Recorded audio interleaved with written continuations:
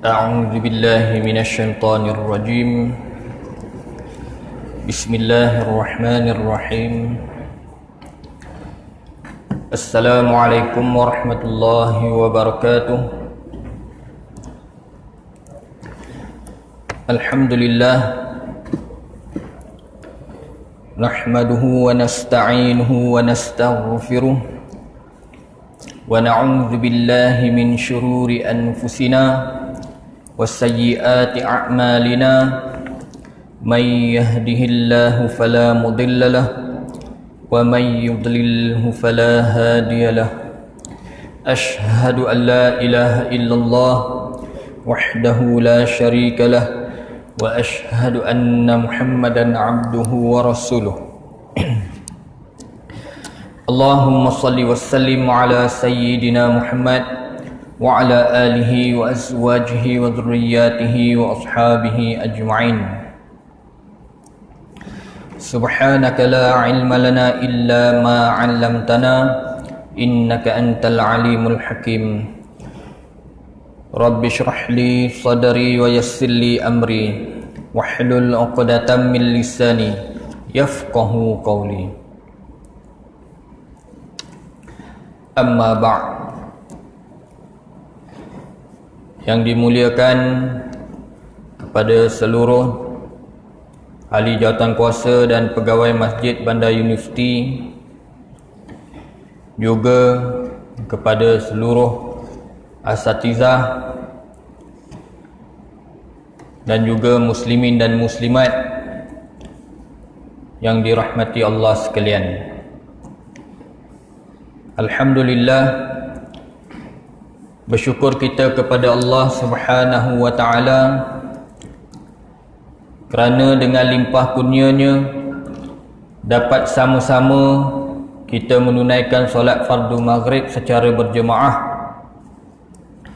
dan seterusnya kita duduk di dalam majlis ilmu. Moga-moga ilmu yang kita cari, ilmu yang kita perolehi diberkati oleh Allah Subhanahu wa ta'ala, insya-Allah. Amin. Pada malam ini kita akan teruskan perkongsian ilmu di dalam kitab Akhlak Seorang Muslim.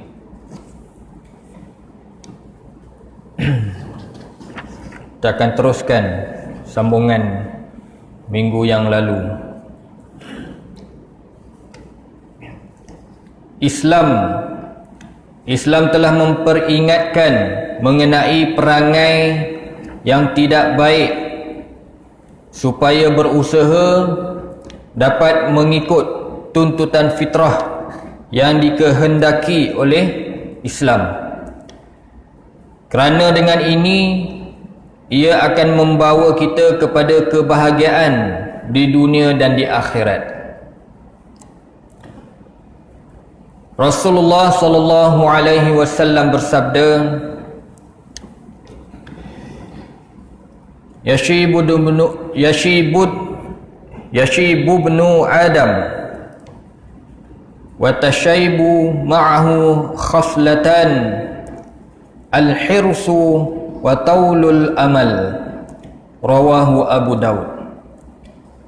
Anak Adam, yakni manusia, menjadi dewasa bersamaan dengan matangnya dua sifat yang ada pada dirinya, iaitu tamak dan harapan yang tiada habis-habisan. Hadis riwayat Imam Abu Daud. Baik, muslimin dan muslimat yang dirahmati Allah sekalian, inilah fitrah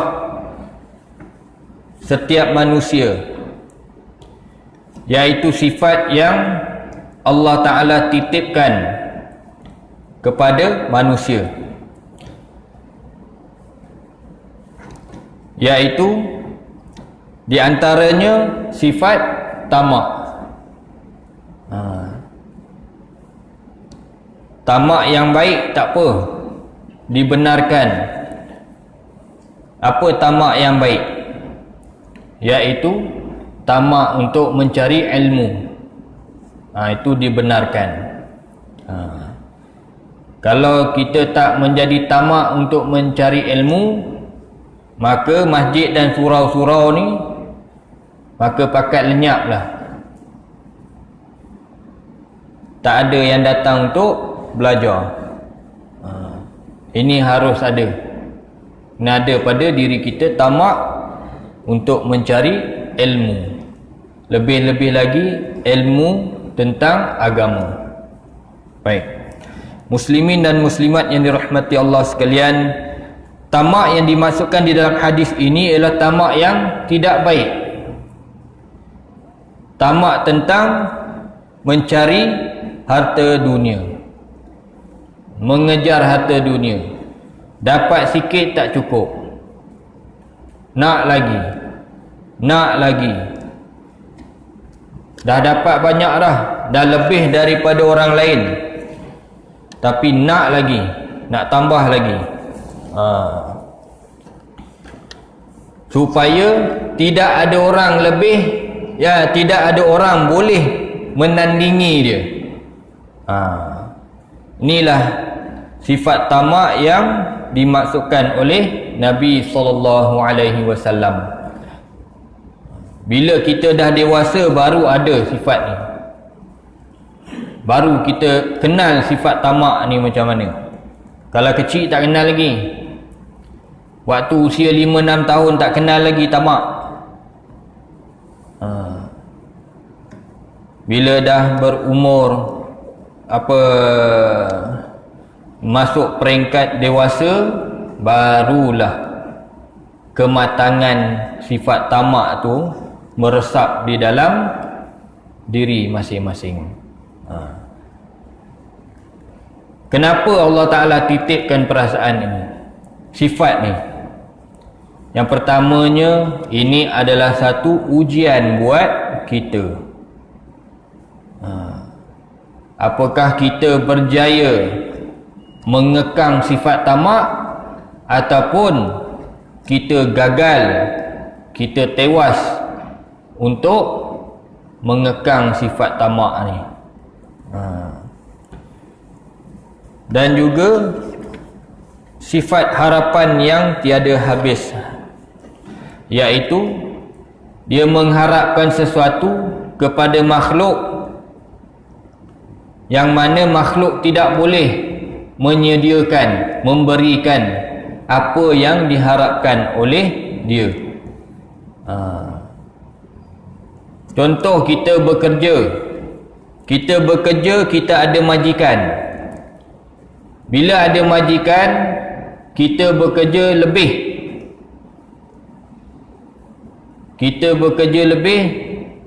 Konon-konon kita mengharapkan agar majikan tu bagi lebih.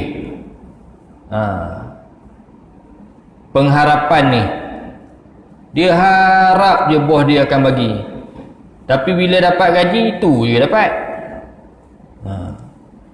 Pengharapan yang tiada kesudahan.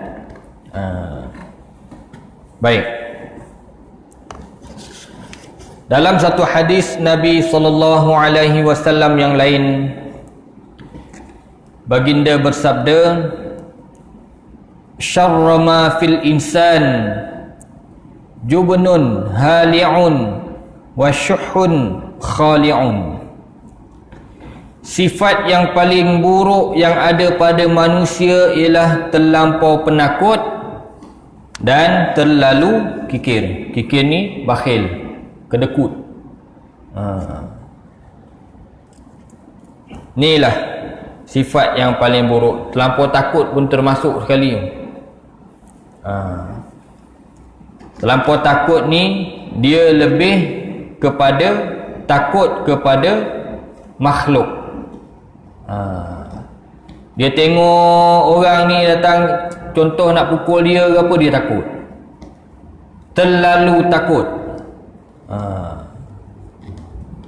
Sifat terlalu takut pun jadi satu sifat yang buruk pada manusia. Kita kalau kita takut, jangan tunjuk kita takut. Nanti orang tahu yang kita ni penakut. Kadang-kadang bila masa saya mengubat, jadi macam-macam lah cerita. Ditanya,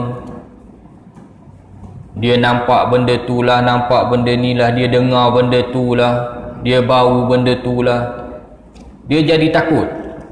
Bila dengar benda tu je dia jadi takut. Saya pesan pada dia, benda tu pun makhluk Allah.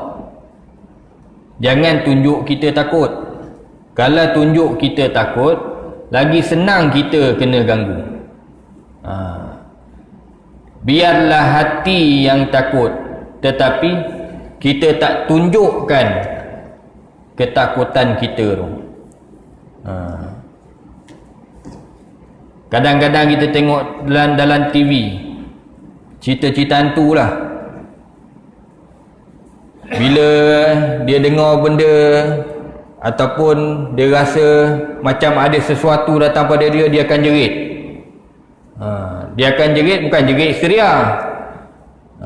Dia akan jerit lah, dia cakap, aku tak kacau kamu, kamu jangan kacau aku. Contoh macam tu lah ayatnya. Tapi dalam hati dia takut, cuma dia tak tunjuk.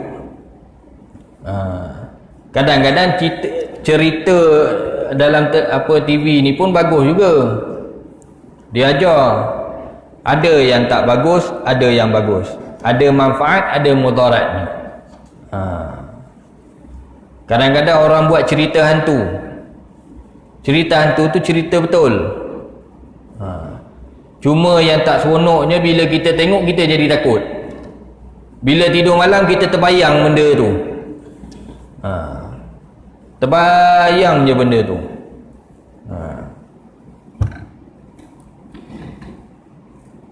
Itu belum lagi tengok apa yang dinamakan Ummu Sibyan. Siapa pernah jumpa Ummu Sibyan? Siapa pernah tengok? Tak pernah? Tahu macam mana dia? Tak tahu? Baik. Nak cerita sikit je, tak nak panjang-panjang. Ini yang dikisahkan Ummu Sibyan yang berada pada zaman Nabi Sulaiman alaihi salam. Dikisahkan bahawa Nabi Sulaiman bin Daud alaihi salam telah melihat seorang perempuan tua yang mana kelihatan rambutnya penuh uban. Dua matanya berwarna biru. Biru ni cantik lah.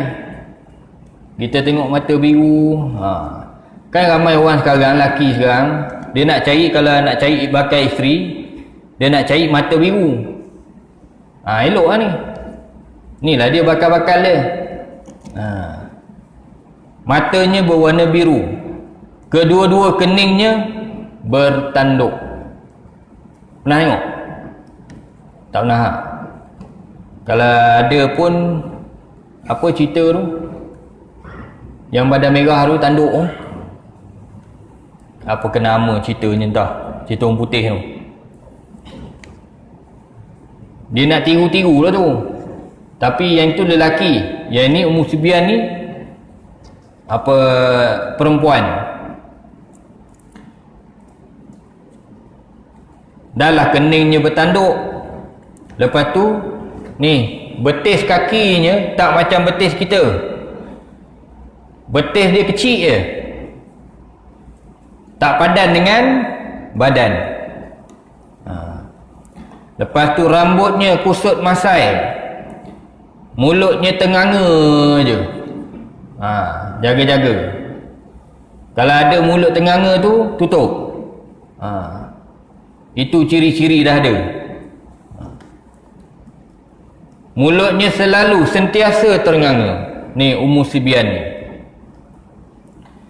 Dan keluar pucuk api daripadanya.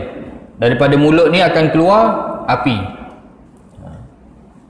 Dapat membelah bumi dengan menggunakan kukunya yang tajam dan boleh memecahkan batu batan yang besar dengan pekikkan suaranya. Kalau Ummu Sibyan ni yang kita faham, inilah dia yang selalu mengganggu anak kecil, bayi. Betul? Inilah yang selalu ganggu bayi-bayi kecil ni. Tu yang apa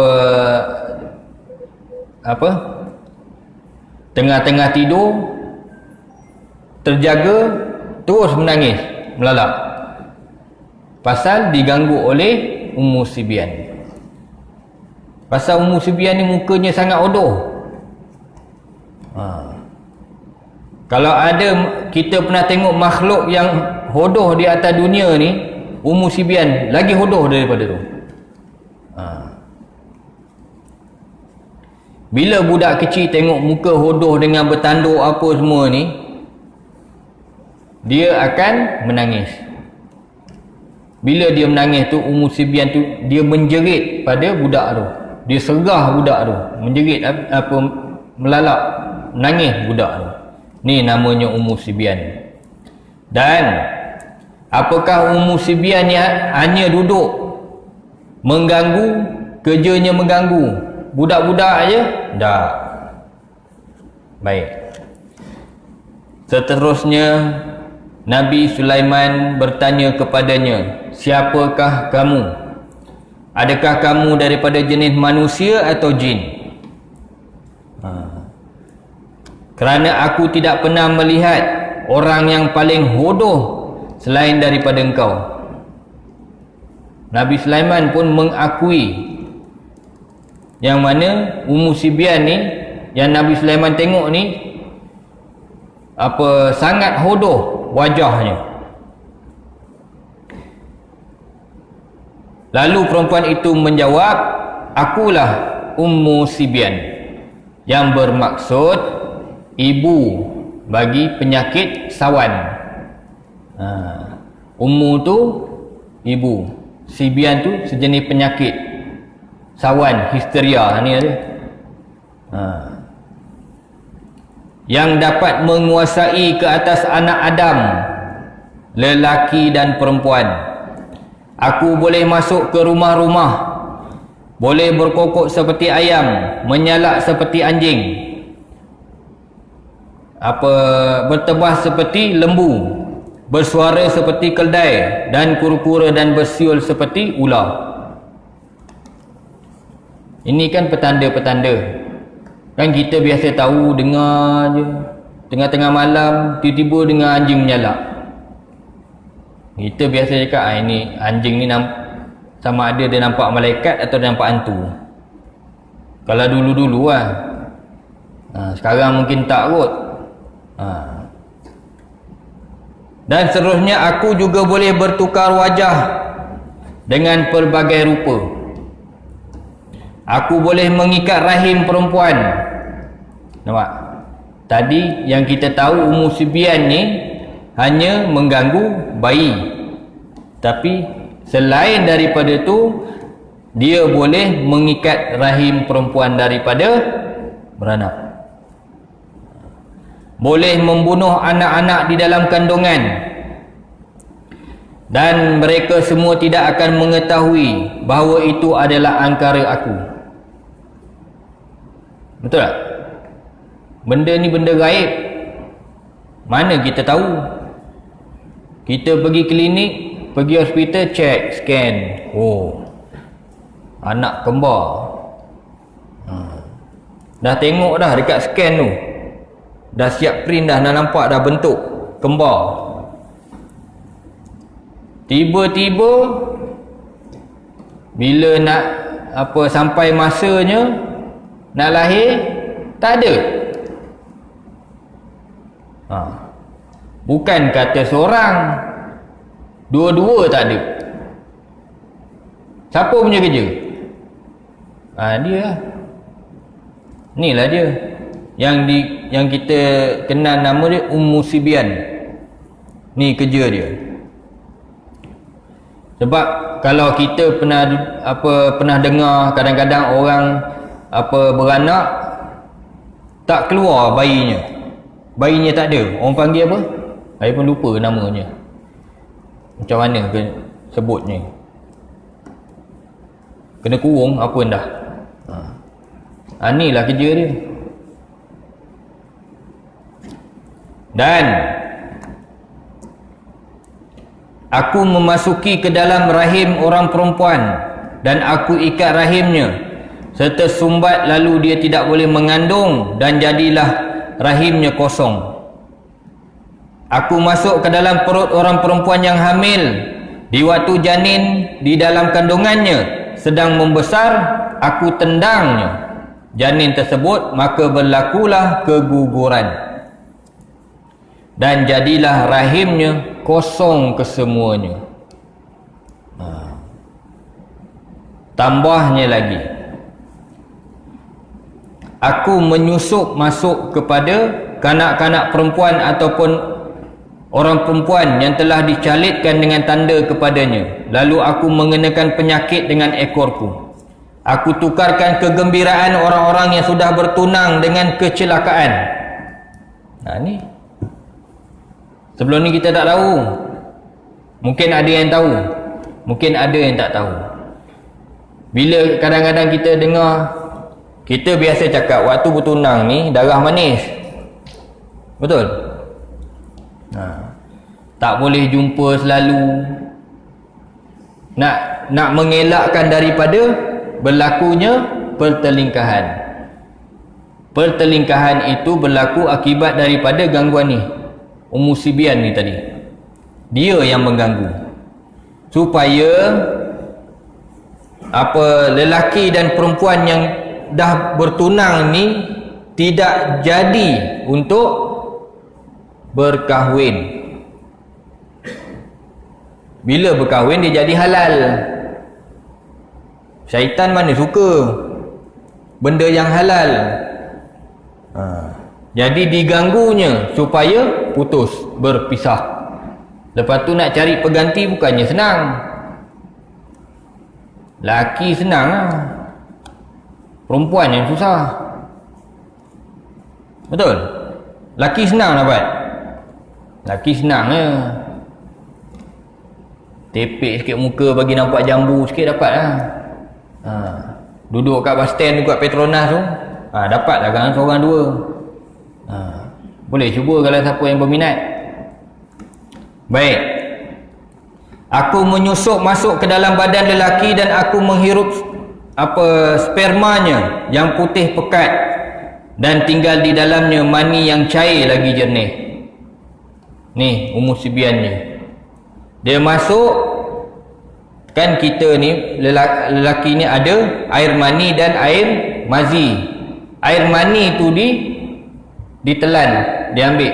Yang tinggal air mazi sahaja. Bersama-bersama.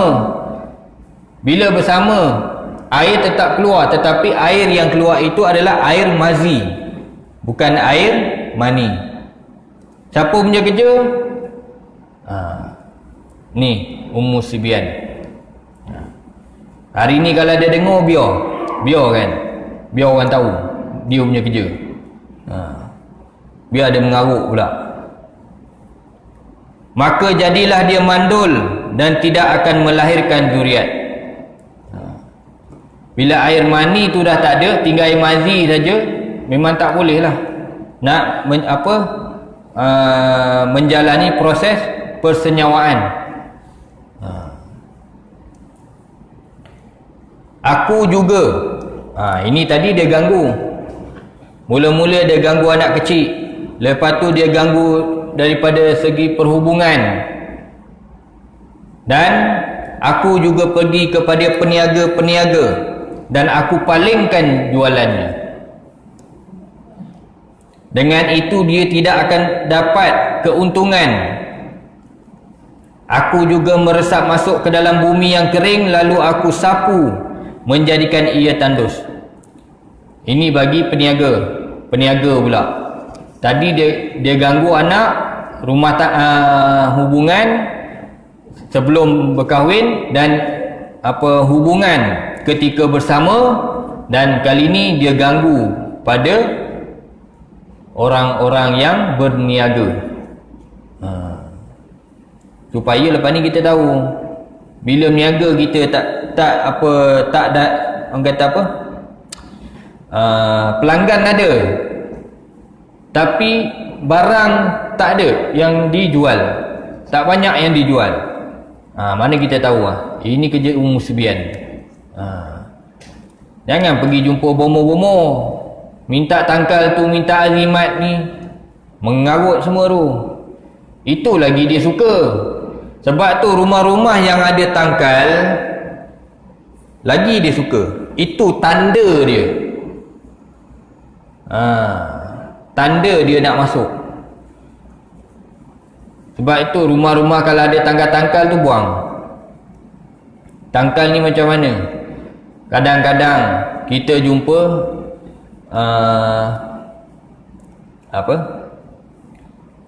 jumpa tok bomo bagi contoh macam apa, kayu tas, buluh tumpat, dia suruh letak di pintu. Ni semua tanda. Benda tu dikira sebagai azimat, tangkal. Barang siapa yang percaya kepada azimat dan tangkal, syirik. Syirik terus. Bukan sekadar berdosa, syirik. Syirik yang macam mana? Syirik akbar, syirik besar. Kepercayaannya sudah berbelah bagi. Kepercayaannya bukan lagi 100% kepada Allah Ta'ala. Kepercayaan dia dah berbelah bagi. Sembayang juga. Dalam masa yang sama dia percaya kepada azimat tu dapat melindungi keluarga dia. Ni. Ini azimat ni semua tanda bagi dia. Baik. Dengan itu ia tidak boleh menjadi subur dan segala tanaman tidak akan menghasilkan buah. Aku juga menyekat kanak-kanak kecil dan aku campakkan kepadanya kepanasan yang sangat panas dan kesakitan yang mengerikan. Ni biasa berlaku kepada budak-budak, kanak-kanak. Kadang tak kena hujan, tak kena apa, badan panas. Jadi bila badan panas, kita tengok anak, kalau kena hujan tu boleh katalah mungkin kena hujan ni demam, tiba-tiba panas, mendadak naik dia. Kalau sekarang ni kena jaga-jagalah. Kalau waktu sekarang kod lain pula. Bila naik badan panas, kita jadi macam tak tentu hala. Apa nak dibuat ni? Ambil air sejuk tu, mengucap, baca Fatihah, selawat, baca ayatul kursi. Baca, buat, ambil air tu, ni kita baca kan, baca dekat dia. Baca, jangan baca jangan baca macam tu, semut pun tak dengar. Baca kuat. Sebab itu kita digalakkan kalau nak berubat, pergi kepada pengamal perubatan yang mengamalkan sistem ruqyah, yang mana dibaca secara kuat. Kita dengar apa yang dibaca, baru betul kita faham. Ini tiba-tiba kita pun tak tahu apa yang dibaca. Tantah dibacanya apa ayat Piramlinya. Kita pun percaya je terus. Kita baca kuat-kuat, mengucap sekali, Fatihah sekali, selawat sekali, ayat kursi sekali. Dah baca, ambil air tu. Kalau budak tu bayi, titikkan air dalam mulut dia dan sapukan ke muka dia, InsyaAllah. Jangan jadi tak tentu ada tiba-tiba Pukul 3 pagi telefon Tok Imam, Ustaz. Memang Tok Imam tidur lah, tak jawab lah. Tok Imam pun silent dengan telefon, tak nak diganggu. Jadi jangan susah hati, buat je macam tu. Siang nanti kalau tak jadi, baru ikhtiar lain, pergi jumpa dengan orang yang arif tentang rawatan Islam. Untuk malam, kita buat ikhtiar kita sendiri, buat macam tu. Baik. Maka dengan itu menggigillah badan mereka serta diconteng-conteng rupa paras mereka supaya dibenci orang. Ni orang berniaga. Bila orang lain tengok muka dia jadi tak ada sifat kasih sayang, sifat silaturahim tu tak ada. Pandangan orang pada dia, pasal pandangan orang tu tengok muka dia, tu yang orang kata tengok muka gelap ke hitam. Kadang-kadang pergi lalu kedai tu buka, tapi pandangan kita kedai tu tutup. Siapa punya kerja? Ni Ummu Sibian. Biar dia tahu. Kalau dia ada, biar dia tahu. Ada Ummu Sibian dalam ni? Dia tanya muslimat lah. Kok ada yang kat tangan orang? Baik.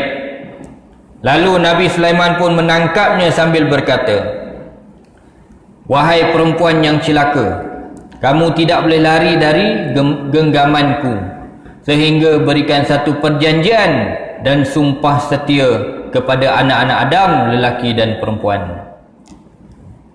Ni waktu zaman Nabi Sulaiman.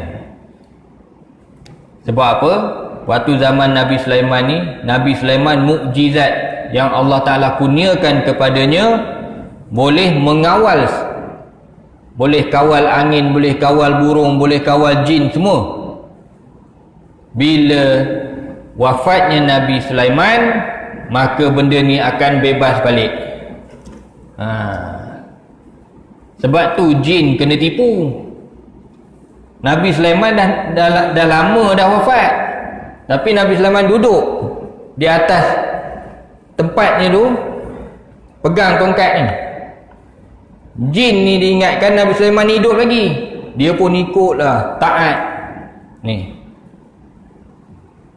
Bila dia dia tengok jasad Nabi Sulaiman ni makin lama makin rapuh, jadi dia baru dia tahu, menyesal betul aku. Rupanya tuan aku dah mati dulu punya, kena tipu dia ni. Tu yang lagi teruk jadi sekarang ni, pasal dendam kesumat, kena tipu. Baik, sebab itu jin-jin semua terlepas, dengan Ummu Sibian semua terlepas balik. Baik itu sekarang diganggu balik.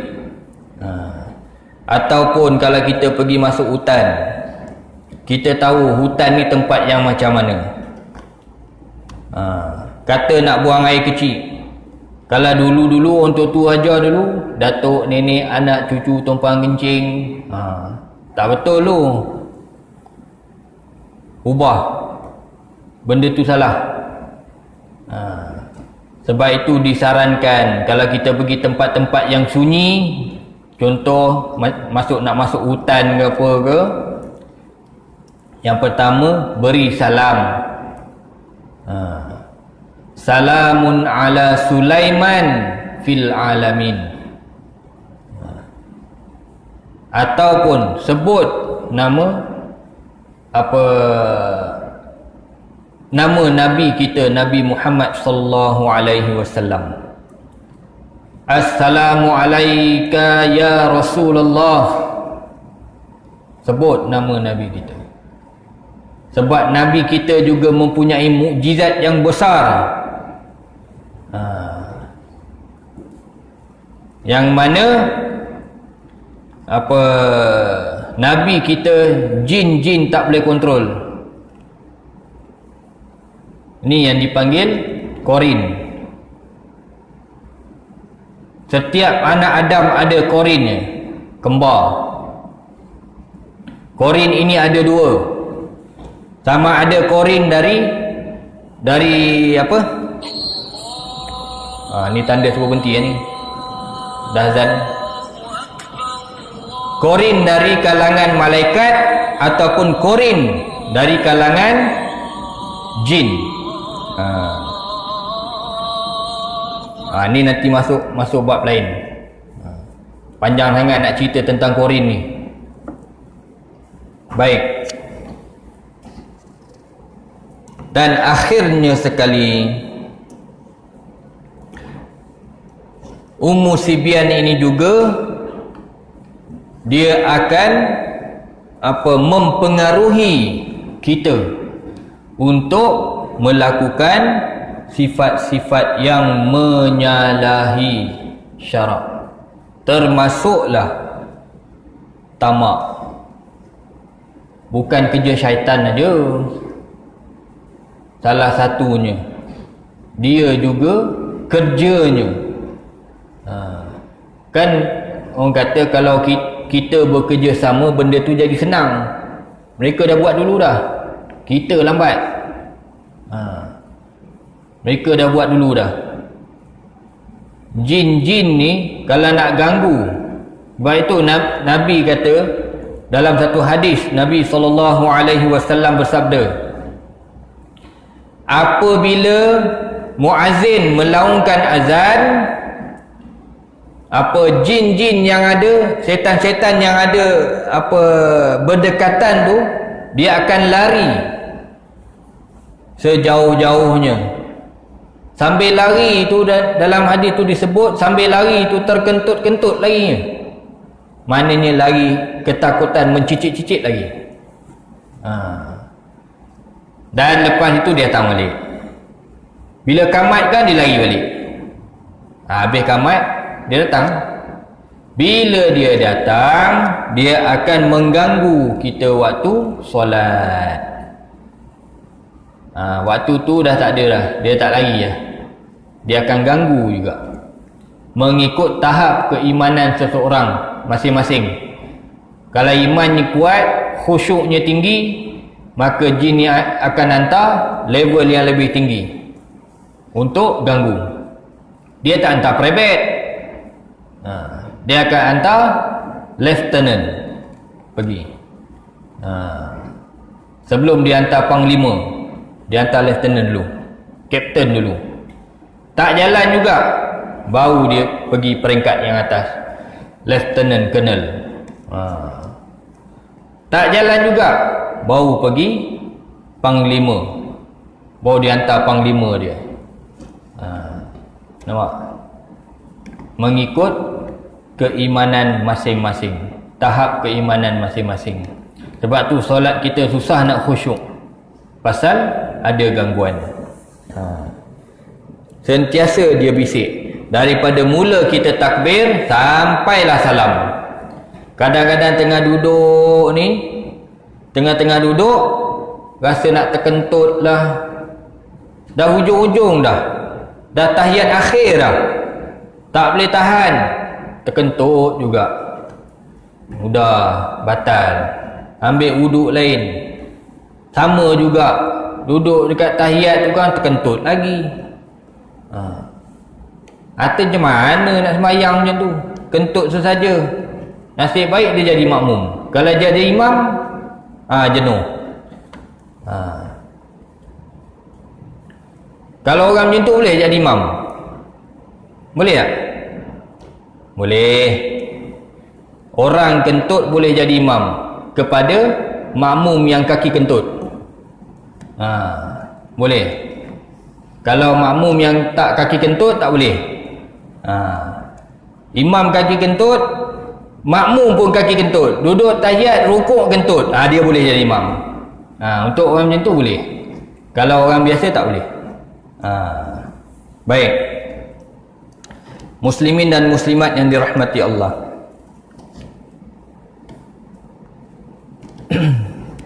sedikit pengenalan tentang Ummu Sibyan ini. Ianya mendatangkan satu manfaat pengetahuan buat diri kita yang mana tak tahu. Yang mana tahu, alhamdulillah. Yang mana tak tahu, hari ini inilah dia, kita tahu inilah dia kerja Ummu Sibyan. Seorang lelaki itu ataupun perempuan tu mandul ke, gugur ke apa, kenapa? Kalau perempuan yang mengandung itu gugur sebab dia jatuh tu asbab. Tetapi pada hakikatnya itu semua takdir Allah. Allah Ta'ala dah tetapkan. Asbab-asbabnya lah ini, gangguan lah, itulah.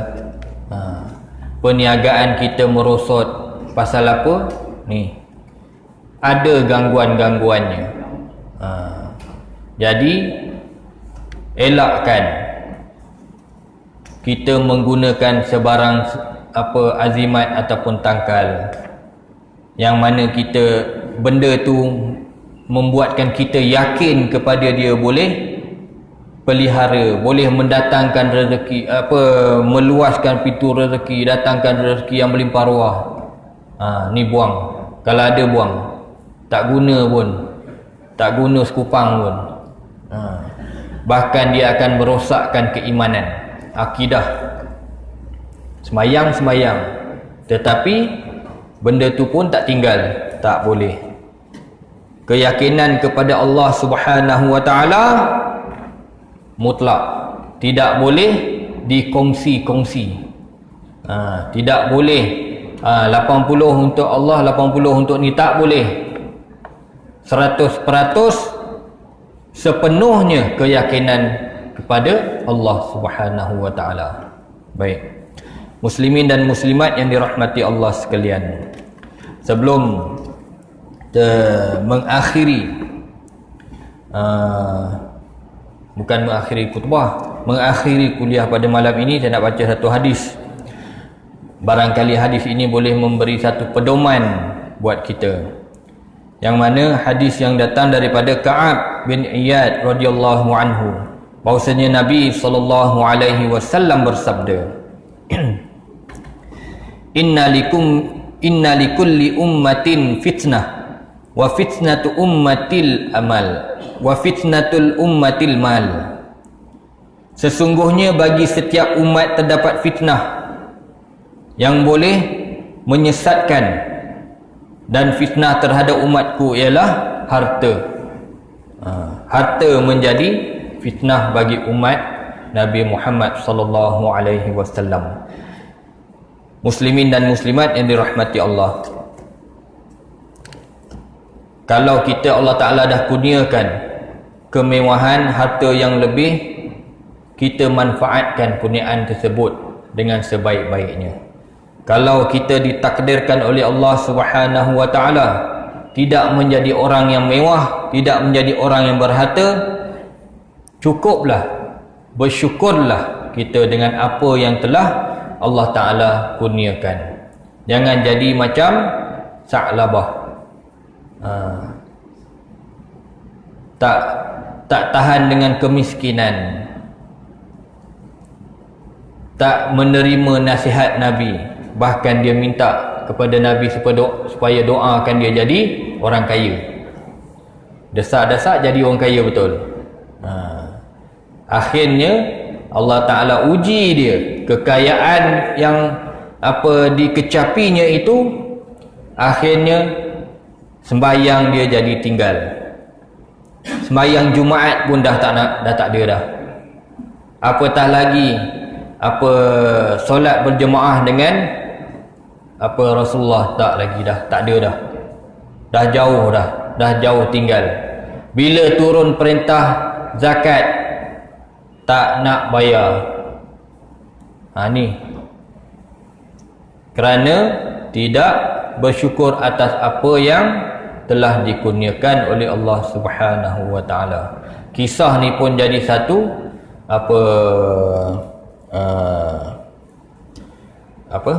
rumit sebenarnya nak menceritakan, sebab banyak sangat khilaf tentang sanad dan matan hadis ni, perawi-perawinya.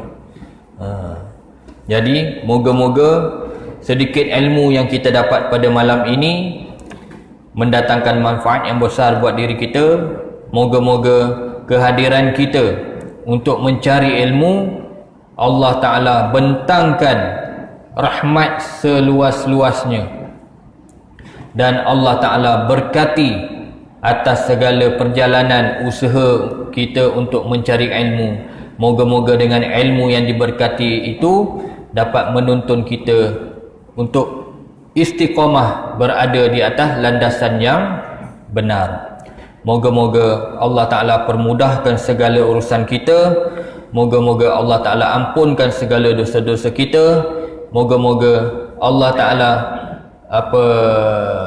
permudahkan urusan kita di dunia dan di akhirat, dan urusan kita untuk menerima syafaat Nabi Muhammad sallallahu alaihi wasallam, dan seterusnya masuk ke dalam syurga yang indah terperi, yang tidak pernah kita mimpikan bagaimana keadaan di dalamnya, insya-Allah. Amin.